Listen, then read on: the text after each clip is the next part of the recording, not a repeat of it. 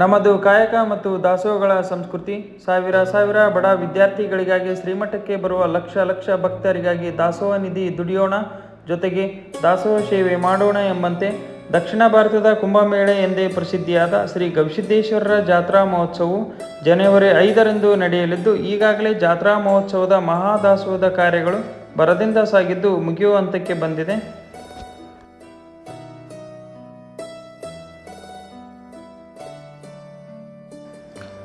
ಮಹಾದಾಸೋಹದ ಪ್ರಮುಖ ಆಕರ್ಷಣೆಯ ರೊಟ್ಟಿ ಸಂಗ್ರಹಣವಾಗಿದೆ. ಶ್ರೀ ಜಗದ್ಗುರು ಗವಿಸಿದ್ದೇಶ್ವರ ಜಾತ್ರಾ ಮಹೋತ್ಸವಕ್ಕೆ ಇನ್ನೇನು ದಿನಗಣನೆ ಪ್ರಾರಂಭವಾಗಿದ್ದು, ಇವತ್ತು ಸೋಮವಾರ, ಇವತ್ತಿಗೆ ಕರೆಕ್ಟ್ 8 ದಿನಗಳಿಗೆ ಜಾತ್ರಾ ಮಹೋತ್ಸವ ಮಹಾ ರಥೋತ್ಸವ ನಡೆಯುತ್ತೆ. ಅದರ ಪೂರ್ವವಾಗಿ ಜಾತ್ರಾ ಮಹೋತ್ಸವದ ಮಹಾ ವಿಶೇಷತೆ ಏನಪ್ಪ ಅಂದರೆ ಮಹಾದಾಸೋಹ. ಇಲ್ಲಿ ಬರುವಂಥ ಲಕ್ಷಾಂತರ ಭಕ್ತಾದಿಗಳಿಗೆ ಮಹಾಪ್ರಸಾದ ಸೇವೆ ಇರುತ್ತೆ. ಅದಕ್ಕೆ ಪೂರ್ವ ಸಿದ್ಧತೆಯಾಗಿ ಮಹಾದಾಸೋಹದ ಸಿದ್ಧತೆ ನೋಡುವಲ್ಲಿ ನಮಗೆ ನೀವು ನೋಡುವಂತಹ ದೃಶ್ಯ ಯಾವುದಪ್ಪ ಅಂದ್ರೆ ರೊಟ್ಟಿಯ ಕೊಠಡಿ. ಈ ರೊಟ್ಟಿಯ ಕೊಠಡಿಯಲ್ಲಿ ಸುಮಾರು ಕೊಪ್ಪಳದ ಸುತ್ತಮುತ್ತ ಬೇರೆ ಜಿಲ್ಲೆಗಳಿಂದ, ಬೇರೆ ಊರುಗಳಿಂದ ಏನಪ್ಪ ಅಂದ್ರೆ ಸುಮಾರು ಭಕ್ತರು ತಮ್ಮ ತನುಮನ ಧನದಿಂದ ಸೇವೆಯನ್ನು ಸಲ್ಲಿಸಿ ಅವರಿಗೆ ದವಸ ಧಾನ್ಯ, ರೊಟ್ಟಿ, ಕಟ್ಟಿಗೆ ಹೀಗೆ ತಮಗೆ ಧನವನ್ನು ಹೀಗೆ ತಮ್ಮ ತನುಮನ ಧನದಿಂದ ಸೇವೆ ಸಲ್ಲಿಸಿ ಹೀಗೆ ಗವಿಮಠಕ್ಕೆ ಸೇವೆಯನ್ನು ಗೈದಿರುತ್ತಾರೆ.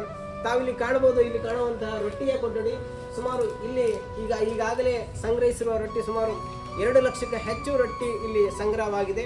ಸುಮಾರು ಸುತ್ತಮುತ್ತ ಗ್ರಾಮಸ್ಥರಿಂದ ಹೇಳ್ಬೋದಾದ್ರೆ ರಾಜೂರು, ನಮ್ಮ ಕೊಪ್ಪಳದ ಪಕ್ಕದ ಹಳ್ಳಿಯಾಗಿರ್ತಕ್ಕಂಥ ರಾಜೂರು ಗ್ರಾಮದ ಸುಮಾರು 15,000ಕ್ಕೂ ಹೆಚ್ಚು ರೊಟ್ಟಿಗಳನ್ನು ತಂದಿದ್ದಾರೆ. ಹಾಗೆ ಕಂದಕೂರು ಗ್ರಾಮದವರು ಸಹಿತ 15,000ಕ್ಕೂ ಹೆಚ್ಚು ರೊಟ್ಟಿಗಳನ್ನು ತಂದಿದ್ದಾರೆ. ಹಾಗೂ ನಮ್ಮ ಕೊಪ್ಪಳ ಜಿಲ್ಲೆಯ ನೆರೆ ಜಿಲ್ಲೆಯಾದಂಥ ಬಾಗಲಕೋಟೆ ಜಿಲ್ಲೆಯವರು ಸಹಿತ 5,000ಕ್ಕೂ ಹೆಚ್ಚು ರೊಟ್ಟಿಗಳನ್ನು ಕೊಟ್ಟು ಶ್ರೀಮಠಕ್ಕೆ ರೊಟ್ಟಿಯ ಸೇವೆಯನ್ನು ಗೈದಿರ್ತಾರೆ. ಇಲ್ಲಿ ಕಾಣಬಹುದು ಸುಮಾರು ಇಲ್ಲಿ ಕಾಣುವಂತಹ ರೊಟ್ಟಿ ಏನಪ್ಪ ಅಂದ್ರೆ ಇಲ್ಲಿ ಜೋಳದ ರೊಟ್ಟಿ ಆಗಿರ್ಬೋದು, ಸಜ್ಜಿ ರೊಟ್ಟಿ ಆಗಿರ್ಬೋದು, ಕೈಯಲ್ಲಿ ಬಡ್ದಿರ್ತಕ್ಕಂಥ ಎಳ್ಳು ಹಚ್ಚಿ ಬಡ್ದಿರ್ತಕ್ಕಂಥ ರೊಟ್ಟಿಲಿ ನೀವೆಲ್ಲ ಕಾಣಬಹುದು.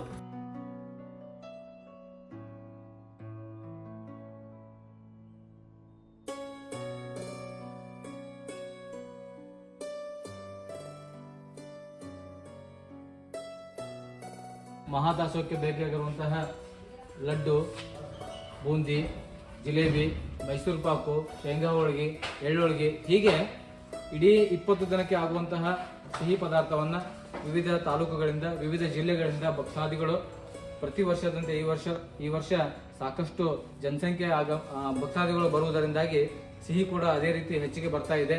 ಜಾತ್ರೆ ಇನ್ನು 4 ಅಥವಾ 5 ದಿನ ಮುಂಚಿತವಾಗಿ ಇಷ್ಟೆಲ್ಲ ಸಿಹಿ ಪದಾರ್ಥ ಬಂದಿದೆ.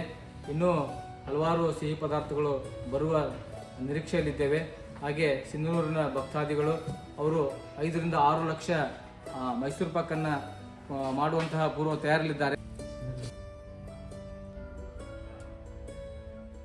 2026ನೇ ಸಾಲಿನ ಗವಿಸಿದ್ದೇಶ್ವರ ಮಹಾರಥೋತ್ಸವ ಇನ್ನೇನು ಕೆಲವೇ ದಿನಗಳಲ್ಲಿ ಪ್ರಾರಂಭ ಆಗ್ತಾ ಇದೆ. ಅದರ ಅದ್ಧೂರಿಯಾದ ತಯಾರಿಯನ್ನು ನೀವೆಲ್ಲ ನೋಡ್ತಾ ಇದ್ದೀರಿ. ಈಗ ದಾಸೋಹಕ್ಕೆ ಬೇಕಾದಂತಹ ಕಟ್ಟಿಗೆ ಸಂಗ್ರಹಣೆ ಇವಾಗಲೇ ತಯಾರಿಯಲ್ಲಿದೆ. ಅದಂತರ ಪಾತ್ರೆಗಳನ್ನು ತಯಾರಿ ಮಾಡ್ತಾ ಇದ್ದಾರೆ. ಹಾಗೆ ಈ ವಾತಾವರಣವನ್ನು ಶುದ್ಧವಾಗಿ, ಪರಿಶುದ್ಧವಾಗಿ, ನೀಟಾಗಿ ರೆಡಿ ಮಾಡಿದ್ದಾರೆ. ಹಾಗೆ ಅಕ್ಕಿ ಸಂಗ್ರಹಣೆ ಕೂಡ ನೀವು ನೋಡ್ತಾ ಇದ್ದೀರಿ. ಈ ದಾಸೋಹಕ್ಕೆ ಬೇಕಾದಂತಹ ಅಕ್ಕಿ ಸಂಗ್ರಹಣೆ ಕೂಡ ಈಗಾಗಲೇ ನೀವು ನೋಡ್ತಾ ಇದ್ದೀರಿ. ನೀವು ಇವಾಗೇನು ನೋಡ್ತಾ ಇದ್ದೀರ ಈ ದೃಶ್ಯ, ಇದು ಮಾದಲಿ ಸಂಗ್ರಹಣೆ ಮಾಡ್ತಕ್ಕಂಥ ಸ್ಥಳ. ಈ ಪ್ರತಿ ವರ್ಷ ವಿವಿಧ ಭಾಗಗಳಿಂದ, ವಿವಿಧ ಹಳ್ಳಿಗಳಿಂದ ಬರ್ತಕ್ಕಂಥ ಮಾದಲಿ ಈ ಭಾಗದಲ್ಲಿ ಸಂಗ್ರಹಣೆ ಮಾಡ್ತಾರೆ. ಸುಮಾರು ಈ ಒಂದು ಜಾತ್ರಾ ಮಹೋತ್ಸವಕ್ಕೆ 120ರಿಂದ 130 ಕ್ವಿಂಟಾಲ್ ಮಾದಲಿ ಖರ್ಚಾಗುತ್ತೆ ಅಂತೇಳಿ ಅಂದಾಜು ಒಂದು ಲೆಕ್ಕವನ್ನು ಇಡಲಾಗಿದೆ. ಹಾಗಾಗಿ ಈ ಒಂದು ಸ್ಥಳವನ್ನು ನೀವೆಲ್ಲ ನೋಡ್ತಾ ಇದ್ದೀರಿ. ಇದು ಮಾದಲಿ ಸಂಗ್ರಹಣೆ ಮಾಡ್ತಕ್ಕಂಥ ಜಾಗ. ಈಗ ನೀವು ನೋಡ್ತಾ ಇದ್ದೀರಾ, ಇದು ಮಹಾದಾಸೋಹಕ್ಕೆ ಬೇಕಾಗಿರ್ತಕ್ಕಂಥ ಕಿರಾಣಿ ಸಂಗ್ರಹಣೆ. ನಮಗೆ ಪ್ರತಿ ವರ್ಷ ಮಹಾದಾಸೋಹಕ್ಕೆ ವಿವಿಧ ಗ್ರಾಮಗಳಿಂದ, ವಿವಿಧ ತಾಲೂಕುಗಳಿಂದ, ಎಲ್ಲ ಊರುಗಳಿಂದ ಭಕ್ತಾದಿಗಳು ಅನೇಕ ರೀತಿಯ ದಾನಗಳನ್ನು ಮಾಡ್ತಾ ಇದ್ದಾರೆ. ಅಕ್ಕಿ, ಬೇಳೆ, ಬೆಲ್ಲ, ಶೇಂಗಾ ಚಟ್ನಿ, ಉಪ್ಪು ಎಲ್ಲ ರೀತಿಯಿಂದ ಪ್ರತಿಯೊಂದಕ್ಕೂ ದಾಸೋಹಕ್ಕೆ ಬೇಕಾಗಿರ್ತಕ್ಕಂಥ ಎಲ್ಲ ವಸ್ತುಗಳನ್ನು ಇವಾಗಲೇ ಕಳಿಸ್ತಾ ಇದ್ದಾರೆ. ನಮ್ಮಲ್ಲಿ ದಾಸ್ತಾನುಗಳನ್ನು ನೋಡ್ತಾ ಇದ್ದಾರೆ. ಒಂದು 15 ದಿನಕ್ಕೆ ಆಗೋಷ್ಟು ದಾಸ್ತಾನು ಈಗಾಗಲೇ ಬಂದಿದೆ, ಇನ್ನೂ ಬರ್ತಾ ಇದೆ. ಸಾಕಾಗೋಷ್ಟು ದಾಸ್ತಾನು ಸಂಗ್ರಹಣೆ ಸಿಕ್ಕಾಪಟ್ಟೆ ನೋಡ್ತಾ ಇದ್ದಾರೆ.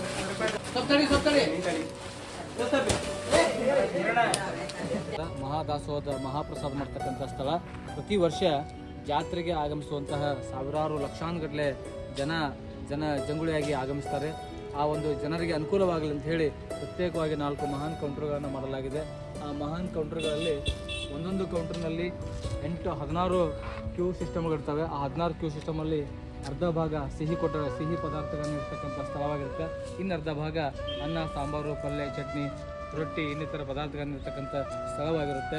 ಪ್ರತ್ಯೇಕವಾಗಿ ಮಹಿಳೆಯರಿಗೆ ಪ್ರತ್ಯೇಕ ಕೌಂಟರ್ನ ನಿರ್ಮಿಸಲಾಗಿದೆ. ಇನ್ನು ಪುರುಷರಿಗೆ ಪ್ರತ್ಯೇಕ ಕೌಂಟರ್ ನಿರ್ಮಿಸಲಾಗಿದೆ. ಹಾಗೆ ವಿಕಲಚೇತನರಿಗೆ ಹಾಗೂ ವಯಸ್ಕರಿಗೆ ಹಾಗೂ ಮಕ್ಕಳಿಗೆ ಅನುಕೂಲವಾಗಲೆಂದು ಹೇಳಿ ನೇರವಾದ ಕೌಂಟರ್ ವ್ಯವಸ್ಥೆಯನ್ನು ಮಾಡಲಾಗಿದೆ. ಎಲ್ಲ ಯಾತ್ರಾರ್ಥಿಗಳಿಗೆ ಹಾಗೂ ಭಕ್ತರಿಗೆ ಅನುಕೂಲವಾಗಲಿ ಅಂತೇಳಿ ಸ್ಥಳವನ್ನು ಶುದ್ಧವಾಗಿ ನಿರ್ಮಾಣ ಮಾಡಲಾಗಿದೆ.